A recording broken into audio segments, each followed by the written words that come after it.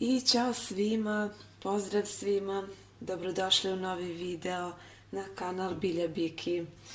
Evo sada se spremamo da pravimo jednu lepu čorbu, zove se bela čorba, bez mesa je, ali naravno nije posna, samo je da kažemo bez mesa, ali koristimo druge sastojke, pavlaku i jaja, tako da u svakom slučaju malo dijetalnija varijanta. Evo ovako, stavili smo u jednu šerpu ulja i isekli smo jednu glavicu crnog luka. To ćemo onako da propržimo.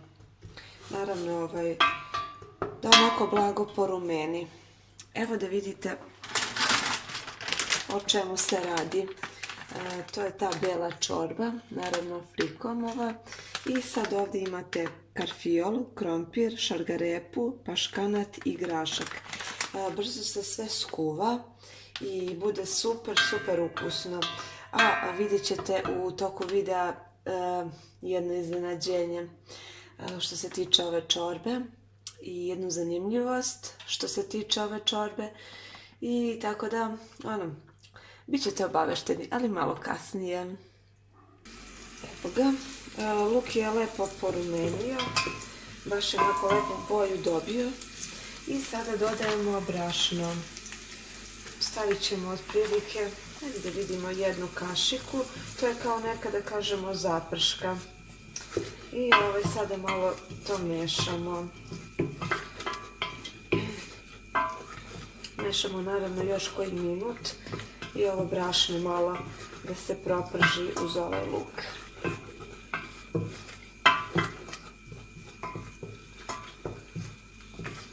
I da onako lepu boju dobije. Još je ovako žučkasto, tako da ostavljamo još koji minut da se proprži.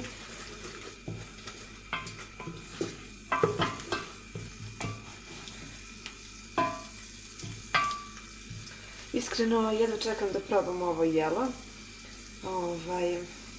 Ono što sam vam bila napomenula malo pre, da će biti iznenađenje u videu, to je pravimo ovu belu čorbu sa knedlama. Tako da, eto, pravit ćemo i te male knedlice koje će se naći u čorbi i bit će baš super. Ovo se super prži, ostavljamo još minut, dva i zatim dodamo vodu.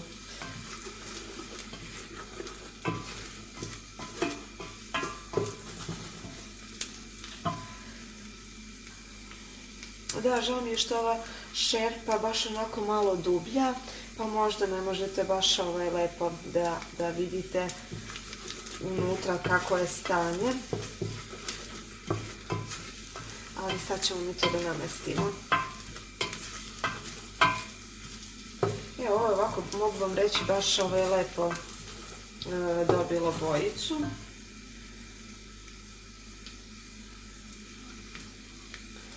Baš se radujem ovoj čorbi, jedva čekam da je spremim, da je skuvam, da je probamo.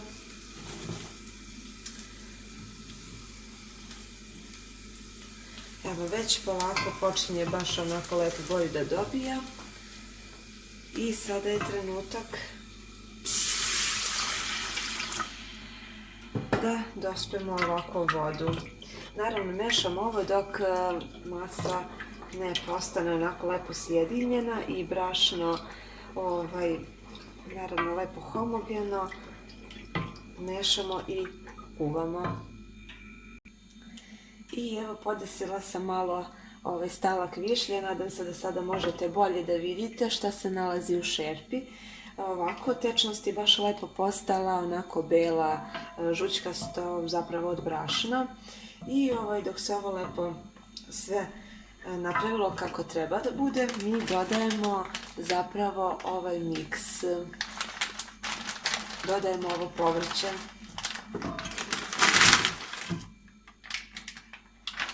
Ovdje imate 450 grama i sasvim dovoljno za jedno dva fina ručka. ovo naravno sada dodajemo još malo vode. Da vidimo prvo kada se ovo odkravi povrće. Evo ga. Dodat ćemo još vrlo malo vode. Ovako, još otprilike i ostavljamo da se kuva. I evo nas ovako, ovo nam se lepo kuva, krčka. Ne treba ovome nešto puno vremena za kuvanje, ali ostavljamo to uz tako povremeno mešanje da se lepo kuva. U međuvremenu mi sada, ono što sam vam obećala, pravimo knedle. Ovako, uzimamo 2 jajeta, ovako lupamo i dodajemo ovako jedno celo u jednu posudu.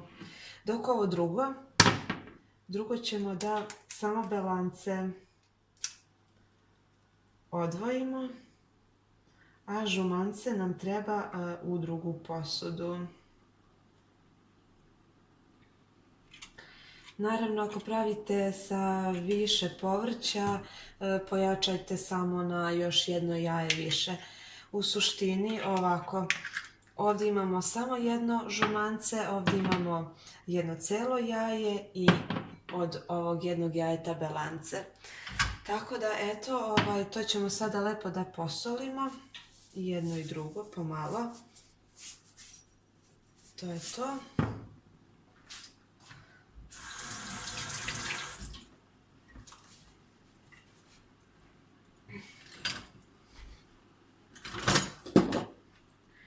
Možete i mučkalicom, možete i viljuškom ovako da umutite.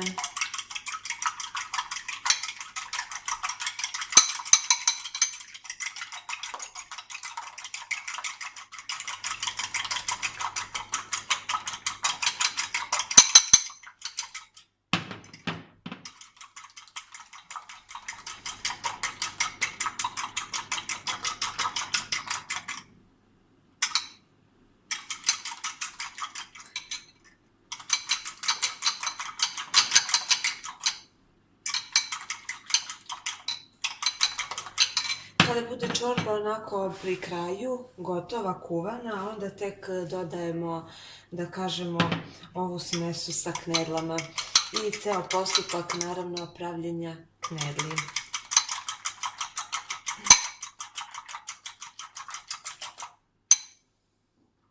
Ok, ovo smo lepo umučkali i ovdje dodajemo sada brašno.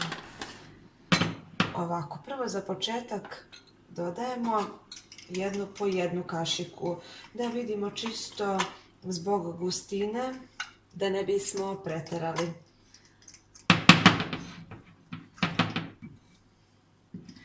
Bolje lepo malo po malo, nego da preteramo, pa ovako, ajde za početak stavit ću ovako 3 kašike, pa ćemo to da mešamo.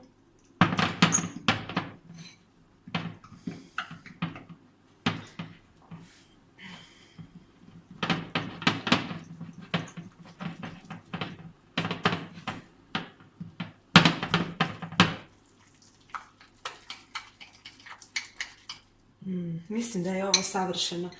Ovako, lepo je. Sad ćemo to lepo sve da izjednačimo, ali mislim da nam neće više trebati brašno da dodajemo. Samo ćemo ovo lepo da izmešamo, da sve lepo homogenizujemo, kako ja to uvek volim da kažem. I mešamo jednom najobičnijom viljuškom. Vidite kako je. I ovako, da lepo baš spada sa viljuške ova smesa. Niti je previše gusto, niti je previše žitko. Ovo je zaista idealno. Tako da ovo ostavljamo onda po strani i čekamo kada bude trenutak da stavljamo u čorbu. Naravno, uzimamo ovo jedno žumance koje smo već posolili. I uzimamo ovako kiselu pavlaku. Ja ovdje imam, u stvari ovo je 400 grama, ja imam ovdje ovako pola, tako da imam oko 200 grama. I to će mi biti dovoljno i stavit ću sve. U stvari sad ću da vidim kako je kada se pomeša sa žumancetom, možda i neće trebati sve, ali vidjet ćemo.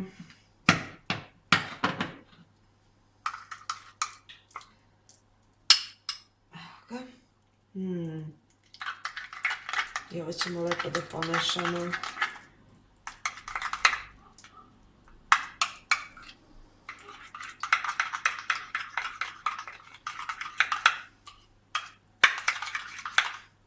Da, to je to. Neće nam trebati baš sve pavlake. Manje od 200 grama sam stavila. Nema potrebe više. Bitno je sada samo ovo lepo da izjednačimo.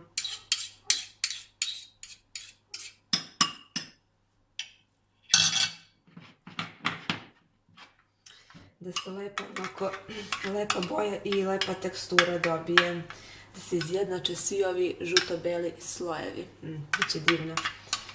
I baš se radujem.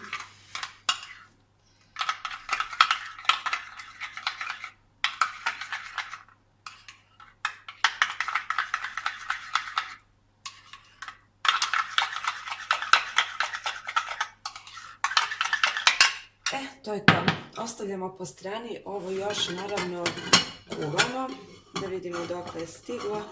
Evo, kuva se, krčka se. Neka ga još 10-15 minuta. Volim da je lepo kuvano, da je svo povrće onako baš lepo kuvano.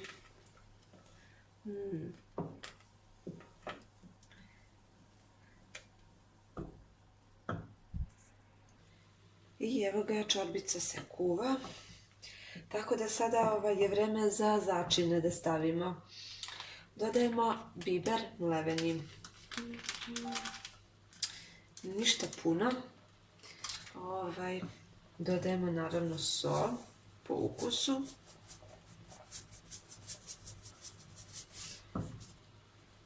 I dodat ćemo malčice vegete.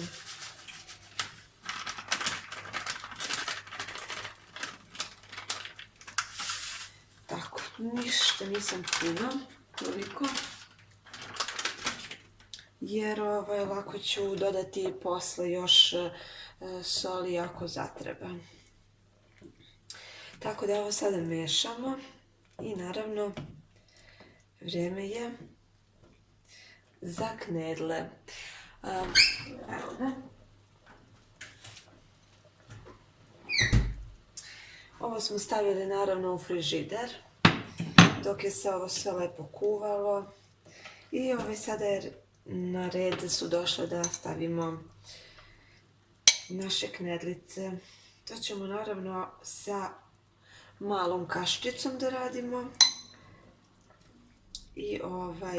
I naravno što brže da stavljamo jednu za drugom knedle kako bi naravno bile sve isto kuvane.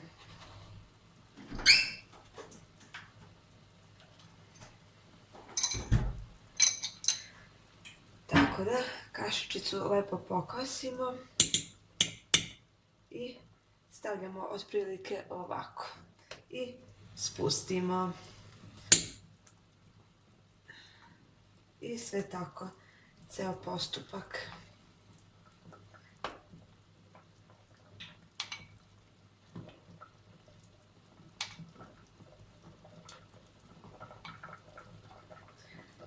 Možete manje, veće, ja otprilike ovako.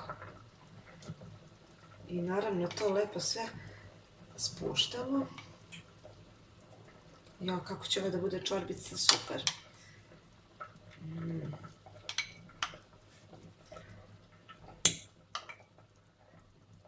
Naravno, one su kuvane kada isplivaju gore na površinu. I tada ih ostavljamo još bukvalno par minuta, minut, 2, 3. ali one skroz gore kada izađu na površinu, onda su gotove.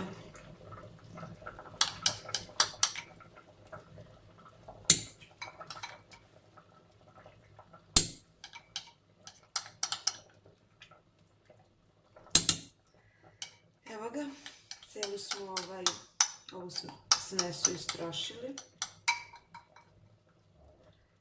i ostavljamo da se kuva. Malo ćemo i vatru da smanjimo, bila nam je na 7, sad ću da stavim otprilike na 6. I to se lepo krčka kuva.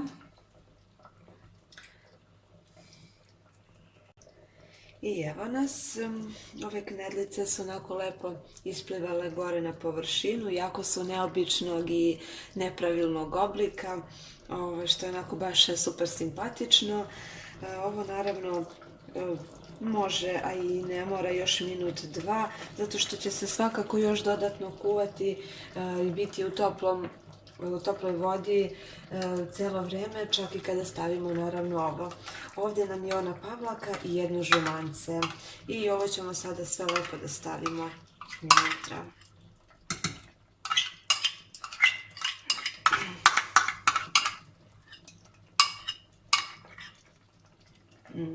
I samo lagano izmešamo. Naravno, ovo ćemo sve ovako lepo da pokupimo, da nam ništa ne ostane u posudi. Čorba je tako kremasta, tako divna, mirisna. Čak i ako nema mesa, baš je onako kalorična. I zasitit će vas. Ovo sada malo mešamo.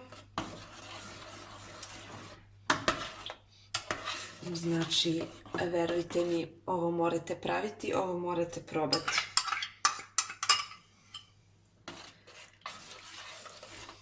Ovo sada gasimo šporet. Gasimo šporet skroz, povremeno mešamo i blago poklopimo.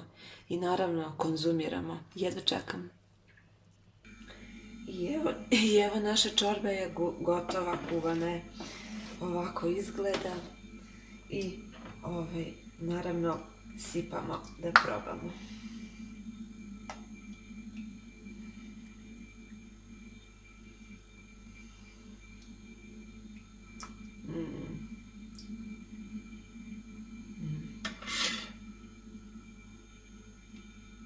Idemo da konzumiramo smest. Čorbica je ukusna, preukusna, verujte mi. Samo sam dodala ovako na kraju malo soli jer mi nije bila dovoljno slana, a inače savršena je. Ovo je nešto što morate praviti, kuvati i spremati. Uživajte, prijatno.